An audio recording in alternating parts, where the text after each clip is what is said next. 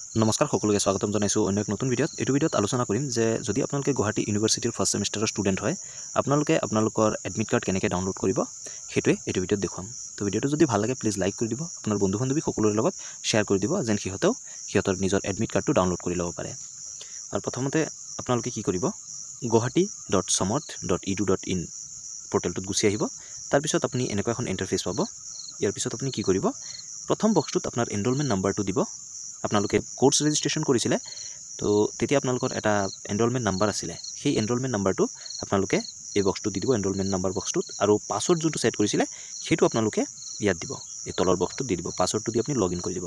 বা আপোনালোকে enrolment number আৰু পাছৱৰ্ডটো যেতিয়া আপোনালোকে ফৰ্ম ফিল আপ কৰিছিলে কেইদিনমান আগত মই ভিডিঅ' দিছিলোঁ আপোনালোকক, তো সেই টাইমতো আপোনালোকে এই ছেইম এনৰলমেণ্ট নাম্বাৰ আৰু পাছৱৰ্ড ইউজ কৰিছিলে, তো সেইটোৱে ইয়াত দি আপুনি লগ ইনত ক্লিক কৰি দিব।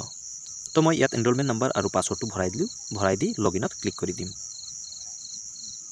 তো ক্লিক কৰি দিয়াৰ পিছত আপুনি এনেকুৱা এখন ইণ্টাৰফেচ পাব। আপুনি একেবাৰে তলত এটা অপশ্যন দেখা পাইছে, click here to download examination admit. তো ইয়াত আপুনি ক্লিক কৰি দিব। ক্লিক কৰি দিলে এনেকুৱা এখন ইণ্টাৰফেচ পাব।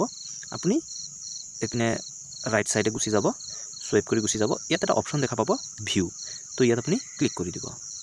তো ক্লিক কৰি দিলে আপোনালোকে চাব পাৰিছে আপোনালোকৰ যি এডমিট কাৰ্ড হয় সেইটো আহি গৈছে আগত।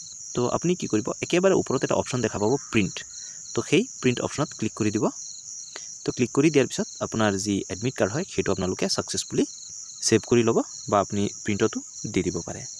তো ভিডিঅ'টো যদি ভাল লাগিল প্লিজ লাইক কৰি দিব আৰু আপোনাৰ বন্ধু বান্ধৱী সকলোৰে লগত শ্বেয়াৰ কৰি দিয়ক। আৰু আমাৰ চেনেলৰ ফালৰ পৰা আপোনালোকক বেষ্ট উইচেছ থাকিল এক্সামৰ কাৰণে। All the best.